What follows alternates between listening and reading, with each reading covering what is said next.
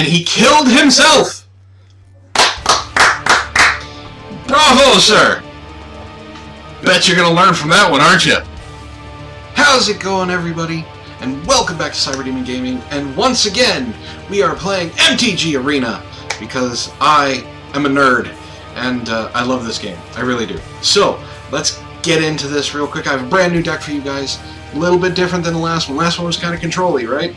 This time, we're going straight aggro. I figured, I've been showing a lot of these mid-rangey kind of Super Friends decks, these decks that, you know, are late game, they take a little bit to get going.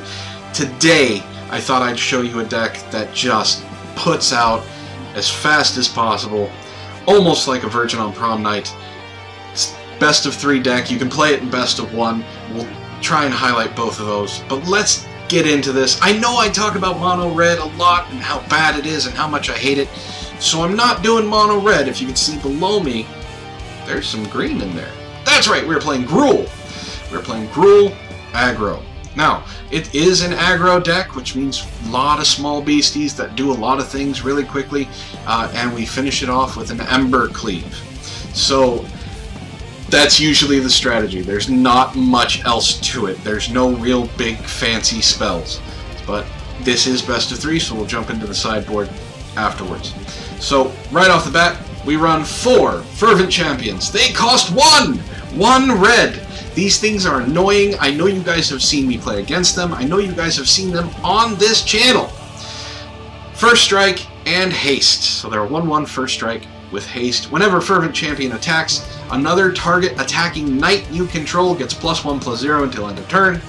And equip abilities you activate that target Fervent Champion cost 3 less to activate.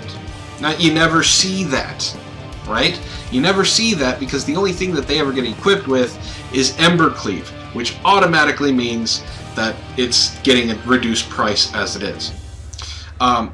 So when you get 1, 2 of these out in turn 1, turn 2, you've dealt 5 damage in 2 turns. You've taken them down a quarter of their health. That's how this deck works. That's how it works. That's how it's supposed to work. And it's always fun for the person playing. It's never fun for the person playing against. As you've seen me do, as soon as I see that first red land drop down in a Fervent Champion, my eyes roll in the back of my head, I groan inwardly, and I know it's going to be a slog. So it's either going to be I overwhelm them and, you know, outgain life. They, on the other hand, just try and kill you as fast as possible. So we run 4 of those. Now, another 1-drop is a Scorch Spitter. These little elemental lizards are a pain in the ass. Technically, they're a 2/1. I say technically. They cost 1 red, and they're 1/1s. Whenever Scorch Spitter attacks, it deals 1 damage to that player or Planeswalker it's attacking. Now, these can get dangerous. Now, there's a couple decks that run them with some other things that just, when they hit you for damage, it's multiplied above and beyond. So we run 4 of those. Always a good 1-drop. In the 2-drop slots, attacks, if you know him, you love him, you hate him, you hate to see him. Robber Exile, I know there's a whole field of emotion. During any turn you attacked with a rogue, you may cast that card and may spend mana as though it were mana of any color to cast that spell. Robber of the Rich is Red's version of Thief of Sanity. The difference is Thief of Sanity, you can do it before your first main phase.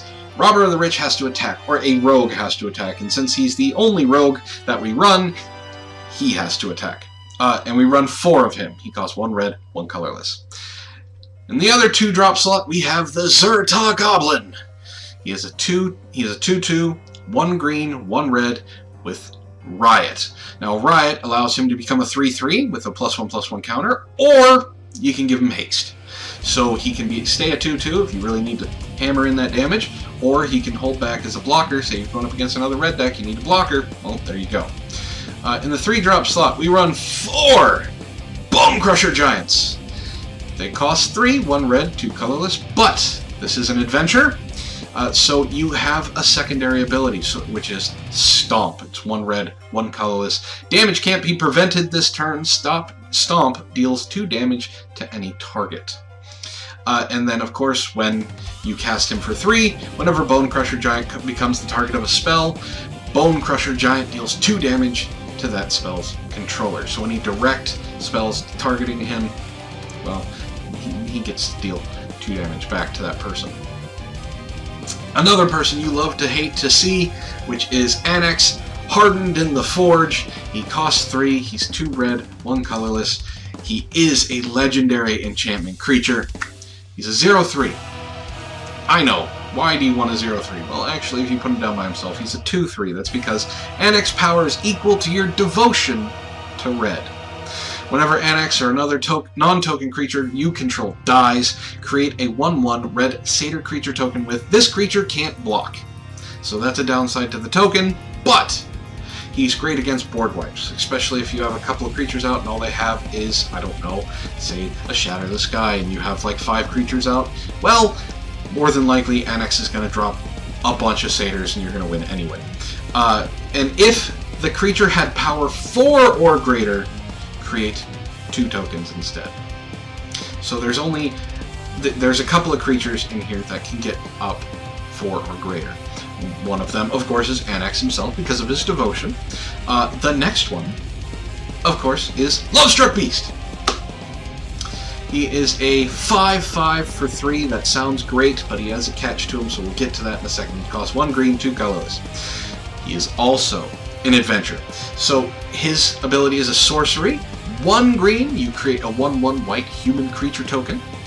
Not bad, because this is, of course, Beauty and the Beast. And then when you cast him for 5, he comes down, and he seems like he's a 5/5 for 3. That's not bad. Well, if you don't control a 1/1 creature, he can't attack. So Lovestruck Beast cannot attack unless you control 1/1. If he doesn't have his bell, he can't be the Beast. It's simple as that. We run 4 of him. So if he gets destroyed while you have Anax out there, well, then he creates 2 little satyr tokens. And then we run 2 Gruul Spellbreakers. 1 red, 1 green, 1 colorless. They are 3/3, and they have Riot and Trample, which, of course, Trample means any damage that's above the defense of the defending creature continues over. And Riot, again, you can make him a 4/4 or a 3/3 with Haste and Trample. But he has a little special ability, which is why he's rare and why he's an Ogre Warrior. As long as it's your turn, you and Gruul Spellbreaker have Hexproof. So that whole thing that I showed you guys, Aether Gust being played after my draw step, well, can't target Gruul Spellbreaker on my turn. Can't target me when, you know, they have a Teferi out and they want to do something cheeky by, like, playing a Thought Erasure on my upkeep, or after my draw step. Things like that. They can't do it because you have Hexproof. And then, in the 4 slot, we run 4 Questing Beasts. These annoying sons of bitches cost 4, 2 green, 2 colorless. They have Vigilance, Death Touch, and Haste.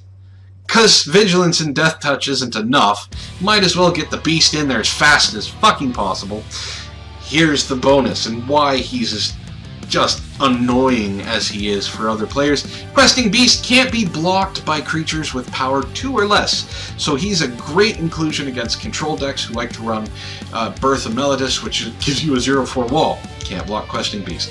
Runs a lot of small creatures. Can't block Questing Beast. Even Timor Adventures can't block Questing Beast. So combat damage that would be dealt by creatures you control can't be prevented. Not bad. That's another little broken ability. And then, whenever Questing Beast deals combat damage to an opponent, it deals that much damage to target planeswalker that player controls.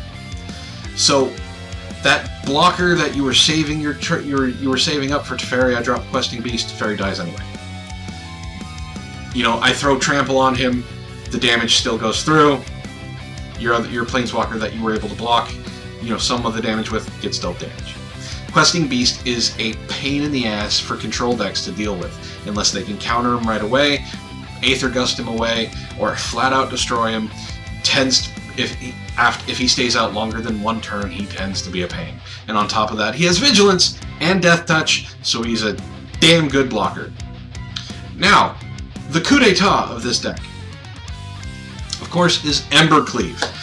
We've seen enough of Embercleave in this series that I'm doing to last us a lifetime.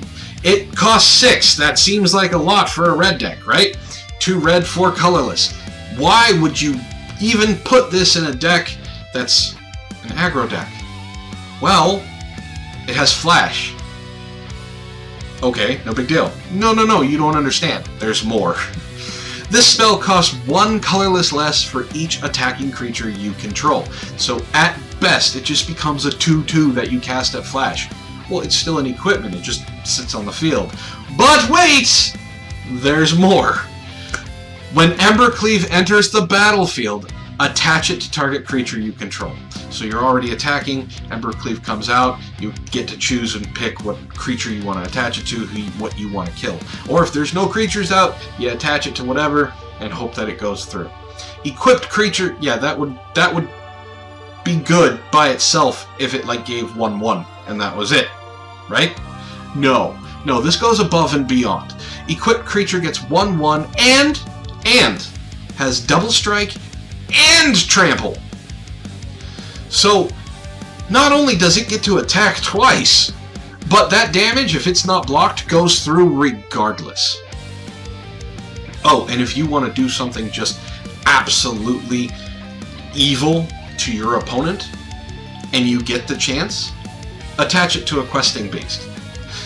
See, the rule states that it only has to deal 1 damage to kill the creature because it has Death Touch. So all you have to do is assign 1 damage to that creature, and the rest of the damage gets assigned to that player. Yeah, Death Touch, Trample, Double Strike, fucked up. But this is our coup de grace. And now, normally, if they survive the Embercleave attack, which most people will just quit, if they survive the Embercleave attack and they kill the creature, Embercleave can then be equipped for 3. It's not that bad. You put down a Fervent Champion, Embercleave gets equipped for free. Bet you didn't know that. Want to know why you didn't know that? Because you never see it, because people either scoop or kill the thing right away. It's very much a hit or miss deck. But we run in 2 colors, red and green, so we do need some mana fixing. So we run 1 Castle Embereth, which you tap red mana, you tap 2 red and 1 colorless creatures you control get 1/0 until end of turn. This can help your creatures get bigger. 9 mountains, 7 forests, 4 stomping grounds, 2 temples of abandon, and 1 Fabled Passage. Now this is a best of 3 deck, like I said, so we're going to go into the sideboard here. It's a very, very small sideboard. We have 3 Claim the Firstborn. This is a play on Rumpelstiltskin, if you didn't know. Costs 1 red. Gain control of target creature with a converted mana cost of 3 or less until end of turn. Untap that creature, it gains haste until end of turn. Guess what has cost 3 or less mana? Uro. I'm going to take your Uro and swing for 6, gain 3 life. We run 3 of those. Redcap Melee. Also costs 1, it is an instant, and Redcap Melee deals 4 damage to target creature or planeswalker. If a non-red permanent is dealt damage this way, you sacrifice the land. Not that bad. Also, we run 2 Scorching Dragonfires. They cost 1 red, 1 colorless. Scorching Dragonfire deals 3 damage to target creature or planeswalker. If that creature or planeswalker would die this turn, exile it instead. So, if you guys are Magic players, you've been going up against these blue-green decks, basically. They're blue-green shell, and it runs Uro, runs a bunch of big stompies, right? Here's a trick with Scorching Dragonfire. It's not going to kill Uro. So, when they drop Uro to do the first trigger, hit him with Scorching Dragonfire. Why? Well, because he died. He doesn't go to the graveyard. He gets exiled. They can't replay him. Just a little trick. We also have 3 Unchained Berserkers. This is for those pesky control white-blue decks. We run 3 of them. He's 1 red, 1 colorless. He is a 1/1 who has protection from white. I know. That means no Deafening Clarion, no Teferi, none of that. No detention, not detention sphere, but Deputy of Detention, no Glass Casket, none of the stuff. Only board wipes or black or red spells can kill me. Protection for white whenever Unchained Berserker. And Chained Berserker gets 2/0 as long as it's attacking. So in essence, it's a 3/1 for 2. Not bad. And we run 3 of those. Return to Nature! I know, it's so simple, right? 1 green, 1 colorless. You get to choose one of 3 things. Destroy target artifact, destroy target enchantment, exile target card from a graveyard. So this is good against mono black and Rakdos sack decks. This is good against any enchantments. This is good against Timor Adventures. It's good against Elspeth Conquers Death. It's good against a bunch of stuff. And then it also can exile those pesky titans or pull Chronos from coming back because you just exile it. Real simple. Or you let Elspeth Conquers Death go to turn 3, and you cast that on the creature or planeswalker, or the creature or planeswalker they choose in the graveyard, and then they don't get it. So we run 2 of those. And then also for control matchups we have Shifting Ceratops. Shifting Ceratops. It's 2 green, 2 colorless. It's a 5/4, not bad for 4 mana. It cannot be countered. Don't have to worry about that. And then it gets protection from blue. So again, no Teferi, no Deputy of Detention, or anything like that. No Aether Gust. At least I don't think you can Aether Gust. I think you can Aether Gust it while it's on the stack. I'm not sure about that, but I'm sure you can. So also, if you tap 1 green, Shifting Ceratops gains your choice of Reach, Trample, or Haste until end of turn. Or all 3 if you have the mana to burn. So if you're bringing this in, we have a control shell here, and that's what this is basically for. Control likes to run a lot of small one-ofs. Well, you bring in the Claim the Firstborn, Redcap Melee, getting rid of things like Teferi, stuff like that. Scorching Dragonfire again for Uro, more direct damage. Unchained Berserker. This is all basically against control, because against aggro, well, aggro is basically whoever gets their stuff off first, which means going first is very important. But we're going to jump into some games here. I'm going to start at best of 1, and then we'll go to best of 3, and hopefully I'll be able to show you some highlights of both. So let's jump into this, shall we? Alright, jumping in here with best of 1 for Tulka Lewis. Hopefully we will be able to show you. This is a horrible hand to show you what this deck can do, so we're gonna. This is not a better hand, but we'll keep it. I'd like to have a turn 1 play. We get to go first.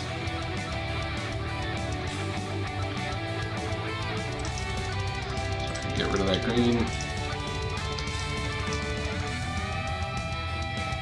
They're playing red. There we go. So, just in case they have a shock, we're going to give it a +1/+1 counter. Oh, they're playing a different type of red. Gotcha. This right here, the Cavalcade of Calamity, they play a bunch of 1/1s, and whenever a 1/1 attacks, it deals damage. It deals 1 damage to target player, or planeswalker, I believe.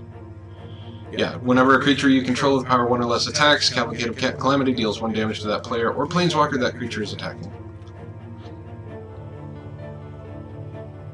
They're not going to be happy with what...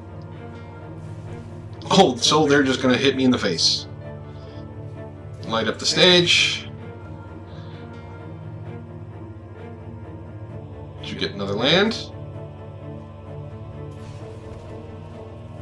Okay. Probably should have held off on that. I'm going to be greedy.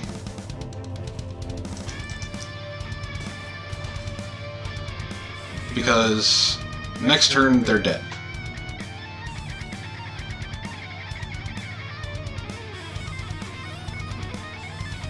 It's okay.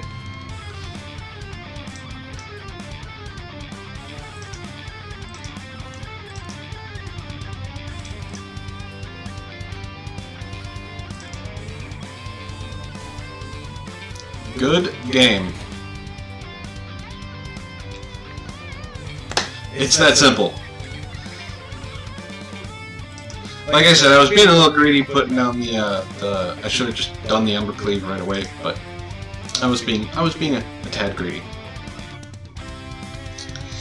Alright, let's get into another game here with Do Soldier.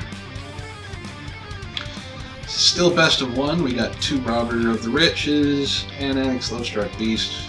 So we will actually shock this in, play Lovestruck Beast first. Might as well.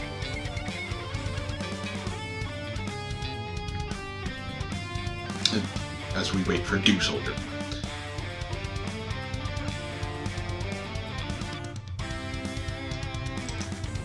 Alright, we're moving into best of 3 against Dr. KK.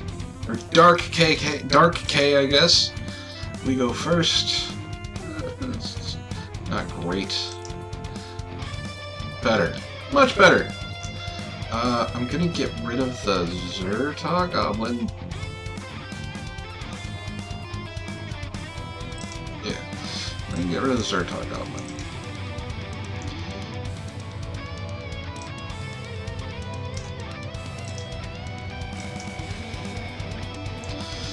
So that mulligan does help us with Robber of the Rich, means that they're going to be lower than us in cards regardless. So Dark K is going to get hit for 4 here.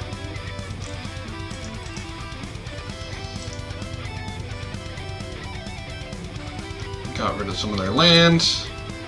I'm assuming we're going to see black or white. Oh, teamer, so we're probably playing against... well, that wasn't very nice. We'll keep that land because we'll have Questing Beasts.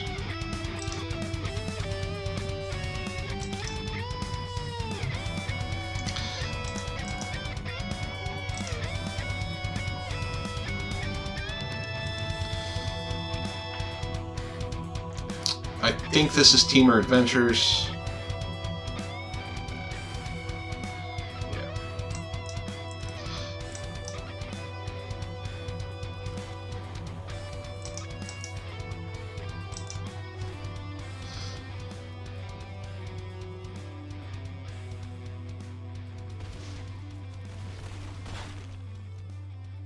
Okay.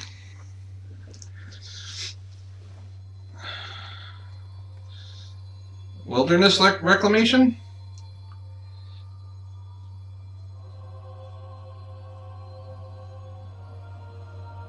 Another Fervent Champion would be good too. Anything with haste would be good. Land is not haste.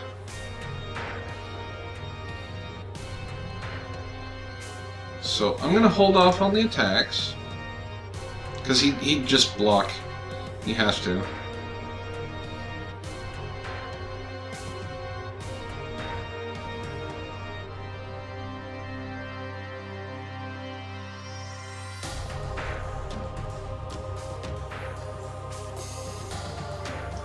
You put a haste creature back in my hand. Okay. Can you get rid of the other 1/1?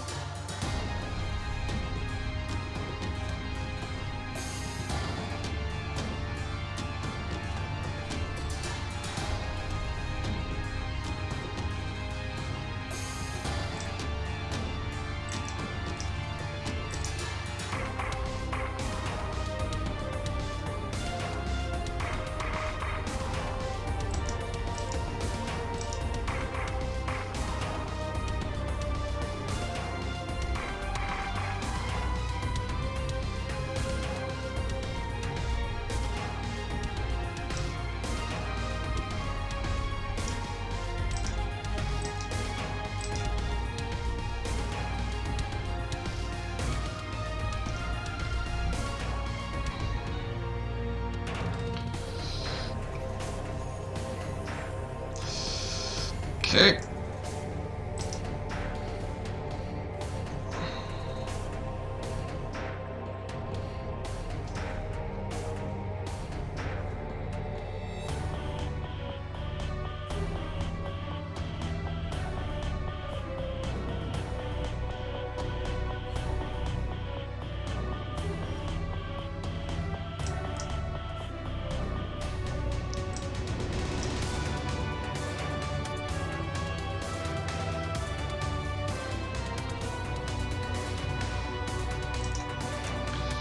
He was saving that one.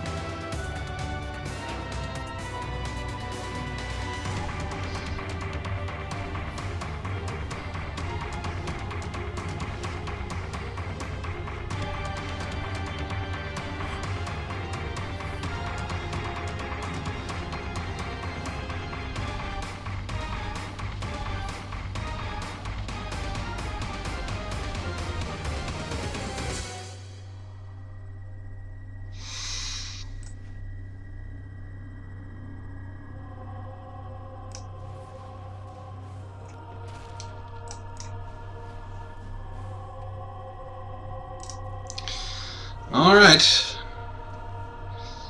Does he have another Brazen Borrower?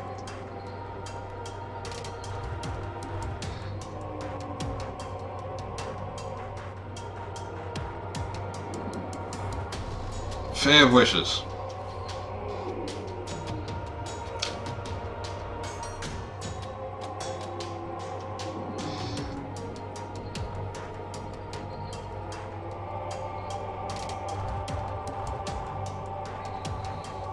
Now, if it's the deck that I'm thinking of, he doesn't have a lot of options as to what he can pull that he can pay for 2. That's one of them. Domri's Ambush is good. And Aether Gust. So, he can only play 1.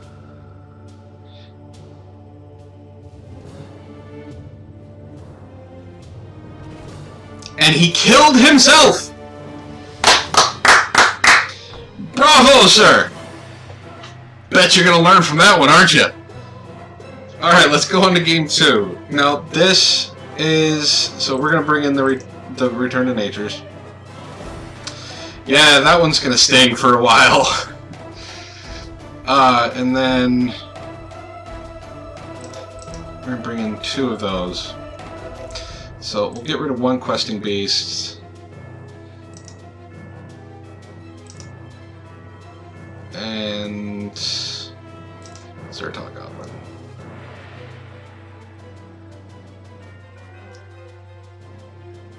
Yeah. That one's gonna hurt for a while. It's not what he wanted it to do, trust me. It does not specify on the Bonecrusher Giant that it's just your opponent's spells. It's whenever a spell. We will keep this. 2 more land and we're golden. 1 non-tap land and we're really golden.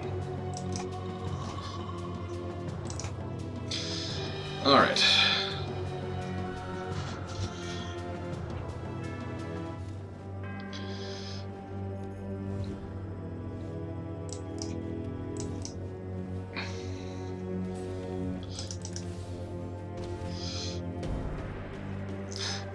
He's gonna remember that one. That one was an oops. That one was a very big oops. You gonna bounce it back to my hand? No? Oh, I get to kill that. Nice. That makes me actually... Wow, 2 Embercleaves. Didn't need that, but alright. So, we're gonna get an Aether Gust.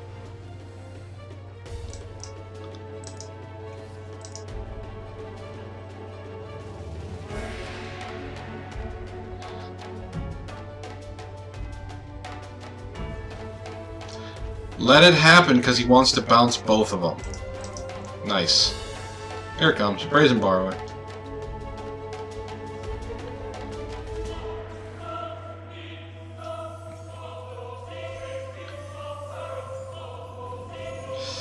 That's why I would like another, can't Brazen Borrow that one.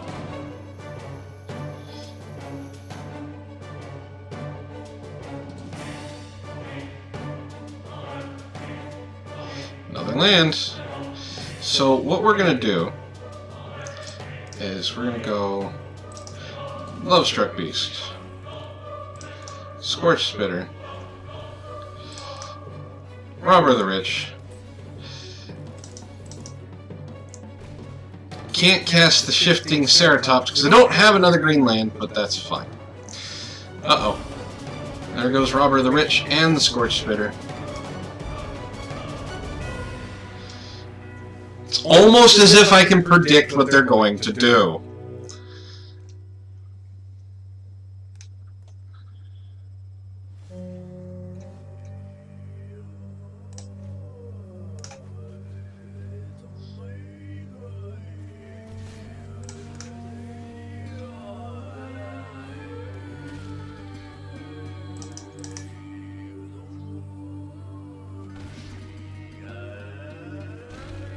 So they don't have any more Brazen Borrowers. I don't think that's going to do what you want it to do there, buddy.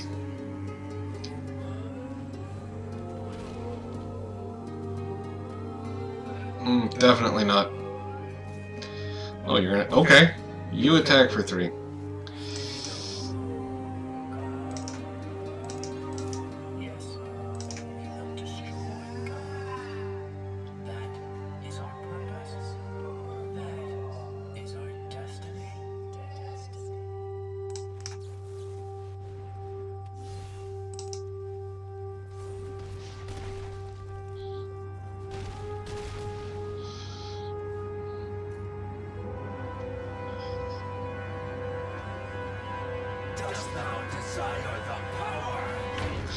Yeah.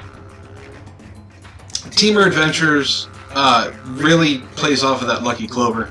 Unfortunately, we do work a little bit faster than they can actually get going. J. Zandrills 1625. How's it going? Opponent goes first. This is not bad. We're going to keep this. Alright. Win or lose, this is going to be a good run. Playing against blue-green again. Blue-green show. Expect to see Oro. Definitely Oro. This isn't Adventures. They don't... Yep. Bant Oro. Okay. So we're not wasting mana here. Lovestruck Beast.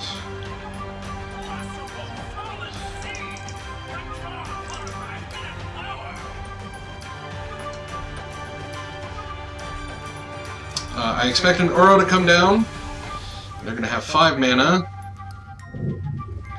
I must be Psychic. I have to be Psychic. That's what it has to be. I have to be Psychic. That's the only explanation.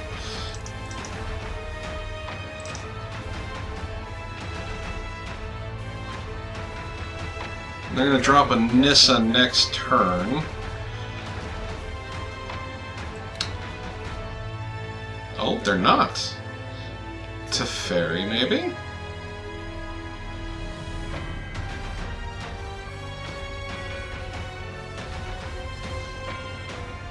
Yeah.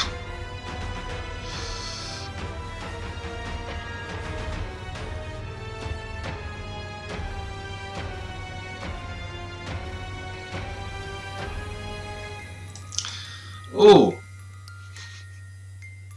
So, Questing Beast comes down.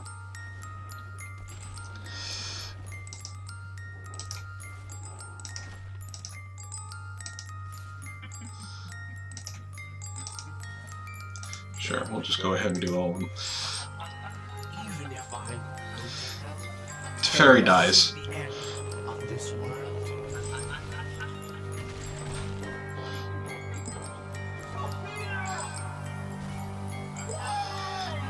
And if they wipe the board, Gruul Spellbreaker, Nissa won't cut it.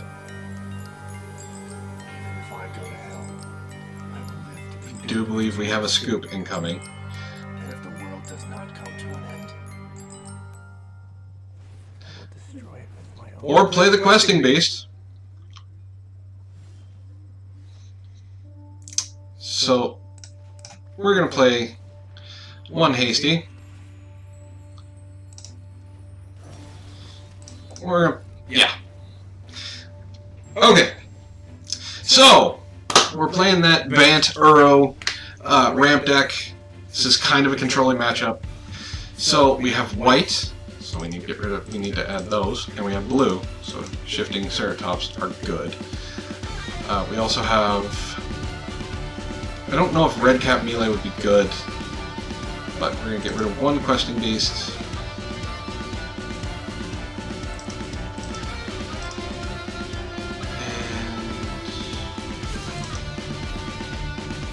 Those. I think that should be good. I think that's good. Should be good.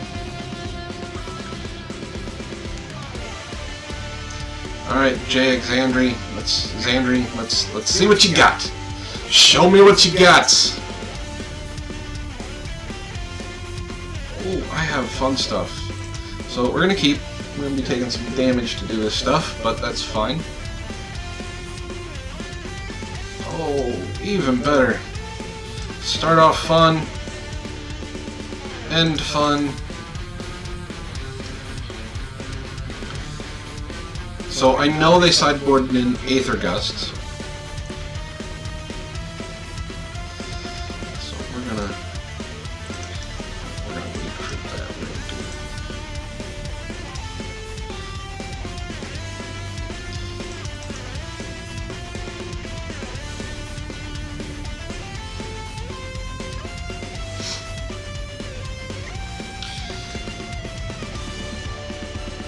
No! Devout Decree, you dirty bastard! That was not nice. That was not nice at all. I hope you didn't like that card you scried. Well. So, we're gonna go with this.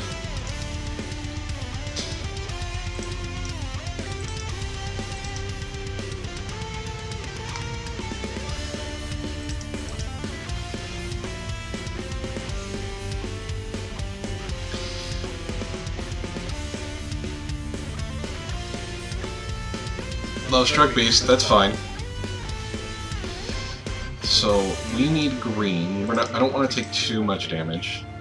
It can't attack, but it can sure as hell block, and that's a big block. You know what, we need more Rear Cut. So.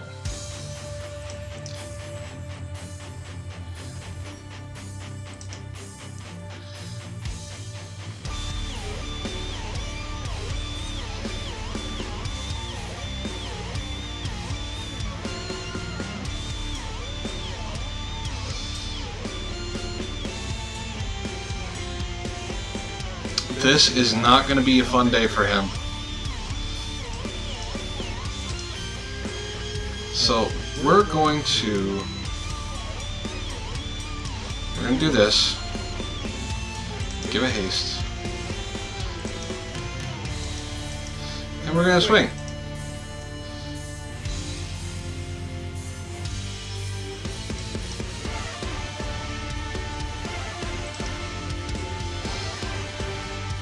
So they're basically just taking all the damage on the face.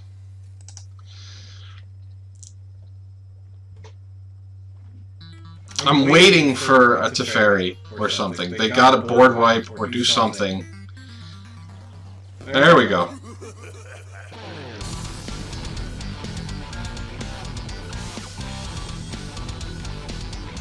What sucks for them is I'm about to empty my hand. So we're gonna go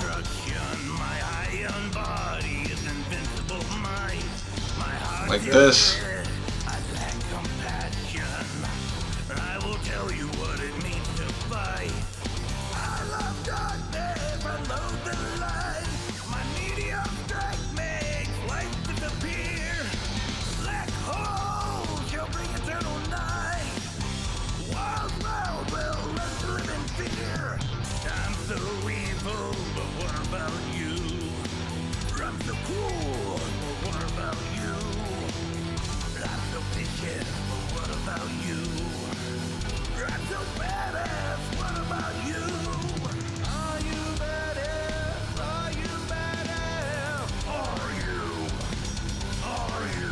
you're bringing Earl back. Oh. Oh. See, he's hoping. He's hoping I don't have...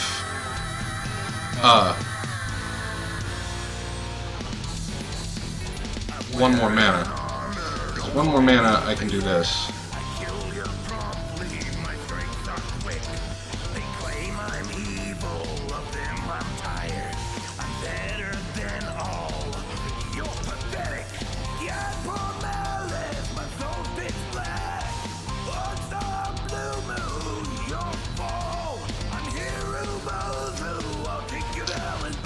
He doesn't understand how Trample, Vigilance, Death Touch, and Double Strike work! BAM! And we win. It was really greedy, but he doesn't understand how it works. Only have to do 1 damage.